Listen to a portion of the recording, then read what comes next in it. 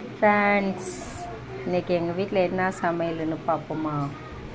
பார்த்தீங்களா, ராட்டு மசாலா தடவி வச்சாச்சு. அதுக்கு அடுத்தது மீன் பாருங்கள். வெலை மீன் வாங்கினோம். வெலை மீன் வாங்கி மசாலா தடவி வச்சுருக்கு. மீன், ராட்டு, இன்னொன்று காமிக்கிறேன் பாருங்கள். இங்கே பாருங்கள், மீன் குழம்பு, மாங்காய் போட்டு மீன் குழம்பு. அதுக்கு எடுத்து